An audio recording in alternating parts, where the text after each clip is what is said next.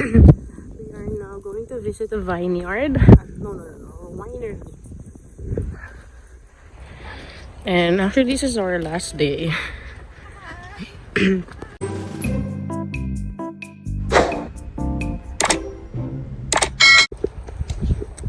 Oops, snowing. Hot chocolate kasi they don't have tea. So, yeah. Ito na yan. Sige na. Napindot ko na yan. Ano? Diyan ka lang.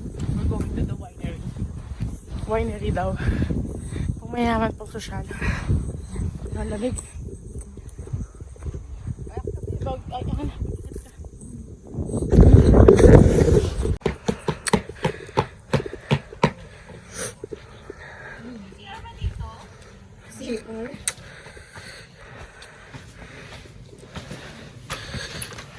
may snow pa yung... Ito, baka nagawang madulas.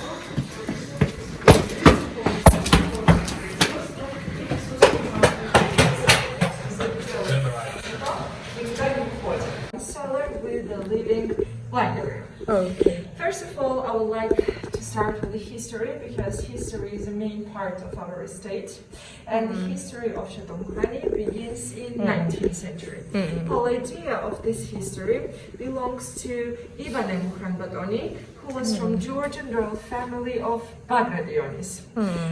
Chateau Mukhrani was the first chateau which was built in Georgia on the French concept of chateau, and this concept but at the moment for today, we didn't use them for the winemaking. We decided to use one of the biggest one as a jar of the wishes from our guests.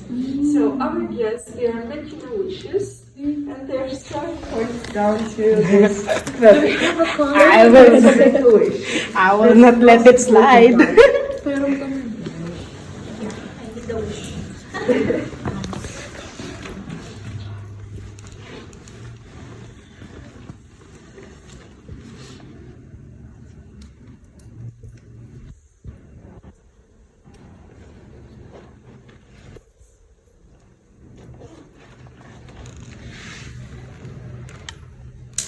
Hey.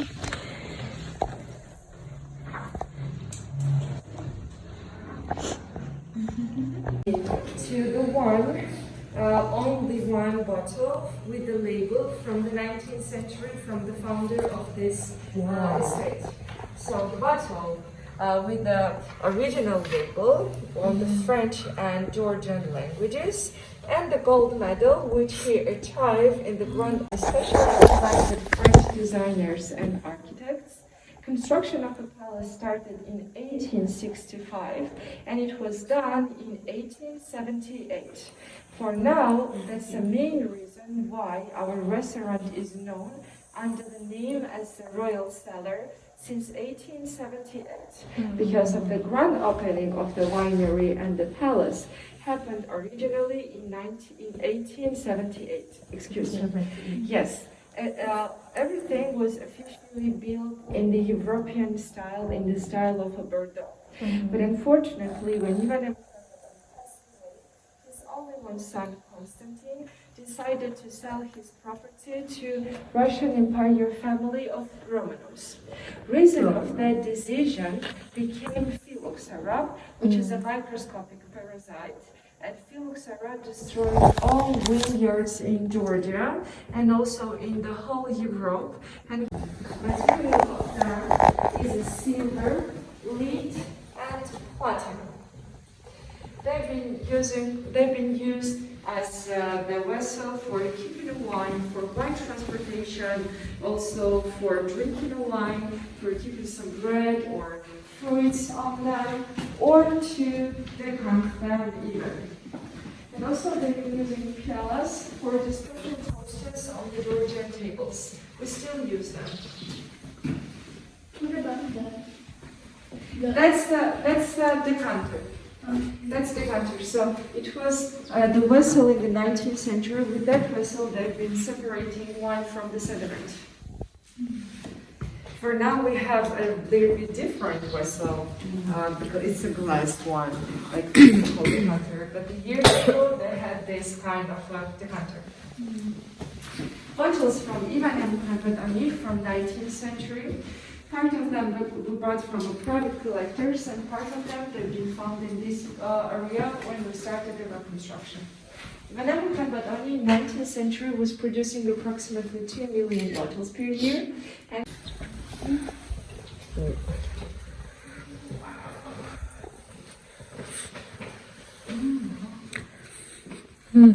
The barrels.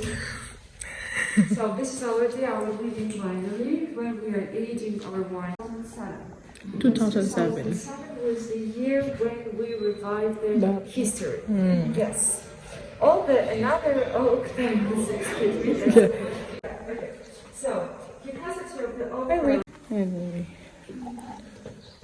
There. The oak barrels is 600 liters. 600 So liters. we are keeping a natural temperature in our wine cellar, and also it's supported by high humidity.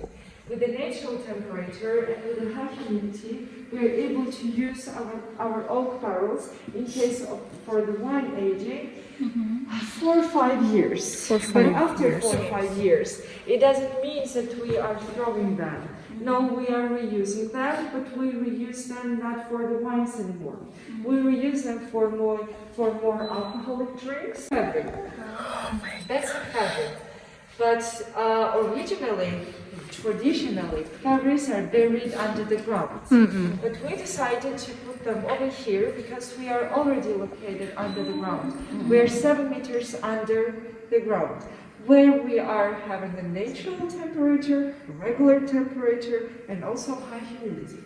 But we decided to mix them with each other, like Georgian traditional method with the classical method of the winemaking. The main difference between of this method and the Georgian traditional method is that we don't use those clay pots for the fermentation or for the skin contact aging. We use them only for the aging without skin contact. Fermentation of them happens in the stainless steel tanks upstairs, and then after fermentation we separate wine from the skins and seeds and remove only wine to those clay pots for 2 or 3 years of aging period.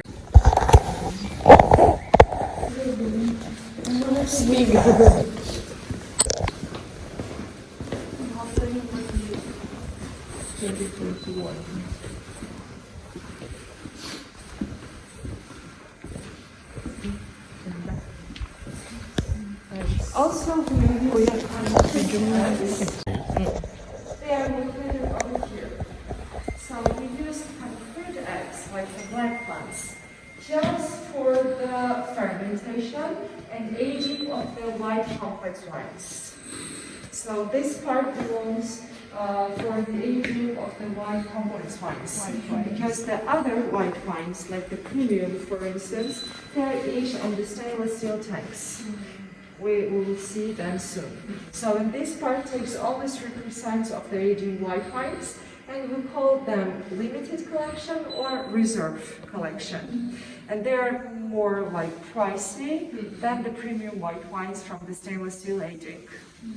Fermentation of the limited collection and the reserve collection of the white wines happens directly in the oak barrels, and then their aging process taking approximately 16 months, and then they go to the bottling area. Please, if you will have any questions. Wow. You will see huge stainless steel tanks.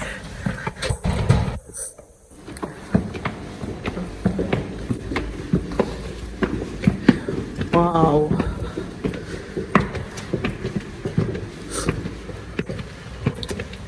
Oh.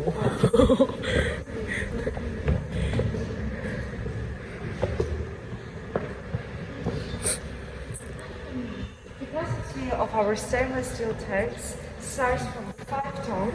So the smallest ones are located over here, 5 tons, 10 tons, 14 tons.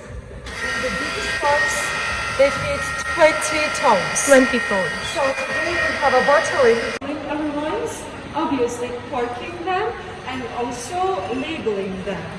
So everything happens in Chateau Mukhrani, directly in the village of Mukhrani. So we don't go out from our property. So everything is here Everything already, is from here, starting yes. to end. Our vineyards are situated in 102 hectares. Wow. And we use 14 different grape varieties. So when we are supporting the highest quality of our products. Wow. Controlling everything on the same place.